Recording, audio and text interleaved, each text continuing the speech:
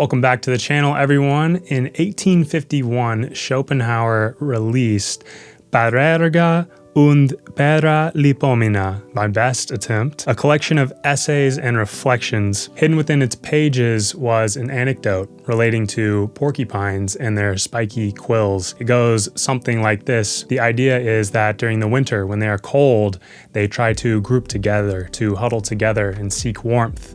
But as they get too close, they are poked by each other's quills, causing them to spread out once again until the cold causes them to come back together. And thus they are stuck in this cycle. And so we are like that insofar as we also feel a desire for this closeness with other people, but often, whether that be because of discrepancies between what we expect from other people or some of our own underlying issues, we at times feel too close, too uncomfortable, and then we seek more space once again until we feel lonely and the cycle continues. Now, more than a century later, a psychoanalyst by the name of Deborah Luepnitz wrote a book, and it is titled Schopenhauer's Porcupines. We'll be talking about that book today.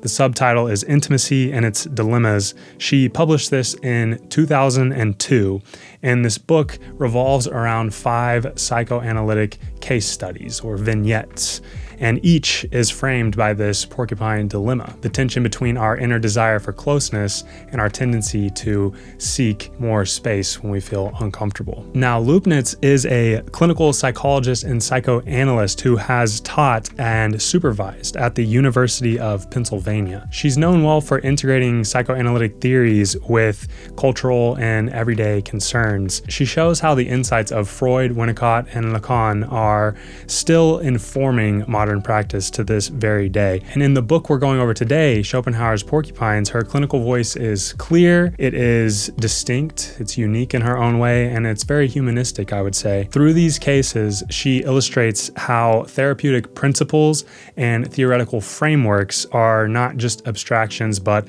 living tools that take shape over the course of long-term psychotherapy. Now, this book covers 5 distinct case studies of long-term psychotherapy, and each case elucidates different insights. But collectively, I find that they show how many of the key insights that we derive from therapy, insights into the real origins of patients' problems and their struggles, take real time to develop, often months or years.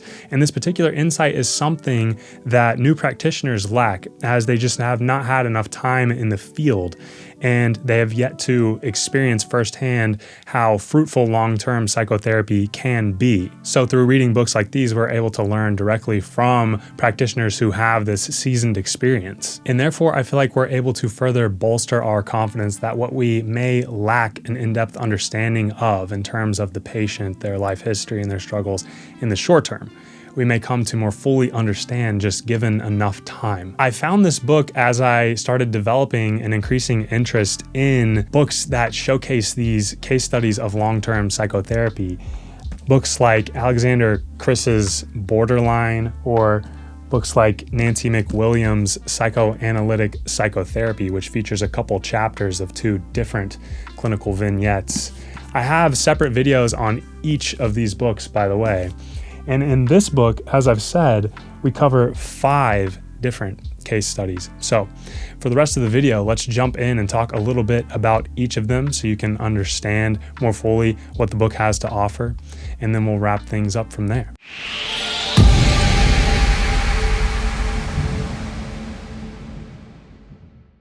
The book begins, interestingly enough, with a case example of couples therapy. The pair in the couples therapy, their relationship isn't marked necessarily by crisis, but there's an element of resentment and of unspoken needs and wants and desires. A lot of their hangups revolve around wanting further children, at least one of the members of the couple does and the other does not. What makes this vignette especially striking is Luepnitz's use of dream analysis. For her, dreams are not just individual symbols, but rather they reveal some elements of this shared unconscious of the couple, the deeper tensions and desires that shape their interactions in day-to-day life. In session, one of the dreams that's described in the vignette is used to uncover some of the dynamics that are at play between the husband and wife. And so this case shows how therapy can be used to go deeper, further beneath the surface, and touch on different anxieties that are affecting the structure of the intimacy itself. Dream analysis in the context of this vignette is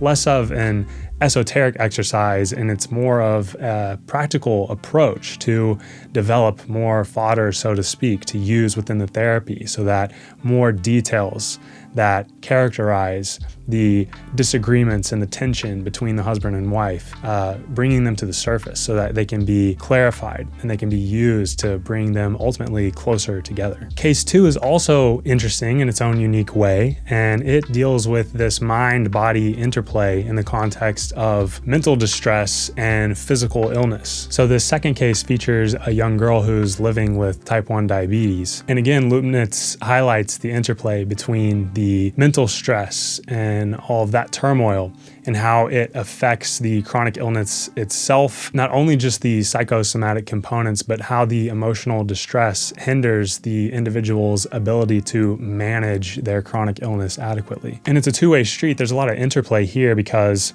the chronic illness itself is stressful. And so it's making it harder to feel as though you're okay and on top of everything from a mental standpoint. And the harder that things become in your everyday life and the more overwhelmed you feel, the harder it is to manage the chronic illness. And so it's this feedback loop and it can spiral out of control. And so using long-term psychotherapy as a tool to get things back on track and to undo this downward spiral, it's really quite a powerful example of just how efficacious therapy can be. This particular case, since we're dealing with a young girl who still lives at home with her parents, also happens to showcase a lot of detail surrounding family dynamics when you have a lot of turmoil between parents and how that affects children and the different roles that the child tries to play within the overall family structure. It's really interesting.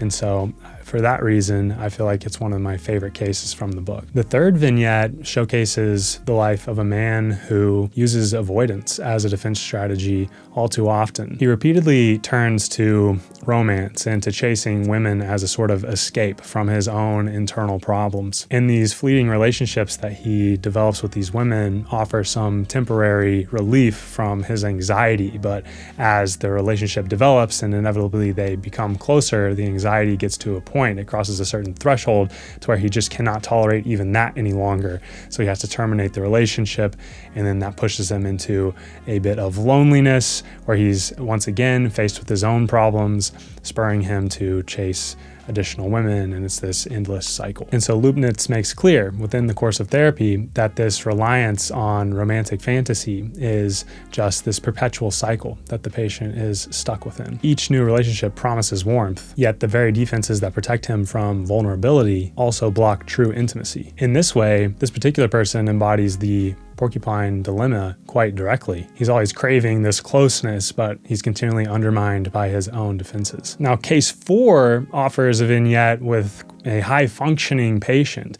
This patient, I believe, has her PhD. She's very academic, and she is still nonetheless struggling with all these unresolved conflicts from childhood. And so we get to see how family trauma tends to continue throughout the years, and even as people become successful in other areas of their life, if these things go unresolved, it continues to crop up in different areas and cause them problems. This particular person struggles with allowing some amount of healthy vulnerability, particularly in her relationships, her romantic relationships, or lack thereof prior to the progress that she makes with Luepnitz over the course of therapy. So this case illustrates the interweaving of competency and fragility, reminding us that just because someone is highly successful in one particular area of their life, it doesn't mean that they don't still struggle with insights into the self. Now, case 5 finally deals with borderline personality and a history of suicide within the family. The final case is one of the most intense, and it concerns a woman who has a family history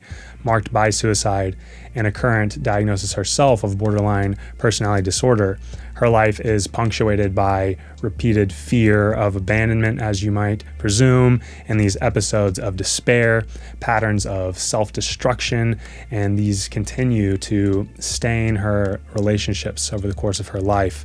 Luepnitz approaches the case with a very steady and compassionate stance, and the therapy focuses less on offering quick solutions and more on building this therapeutic alliance or this rapport between Luepnitz and the patient in an effort to show her how to regulate her own emotions and reflect on her experiences in a productive way. This increases the patient's ability to tolerate closeness, to bring it back in full circle with the porcupine dilemma, and this is so that she can develop intimacy without feeling overwhelmed, and also to develop a sense of her own self, because many of those who struggle with borderline personality disorder tend to have an unclear or vague idea of who they are as a person. One of my favorite things about this particular case vignette is that it also showcases the need, the necessity, and the utility of having supervision and the need for analysis of the self. There are a lot of reenactments at play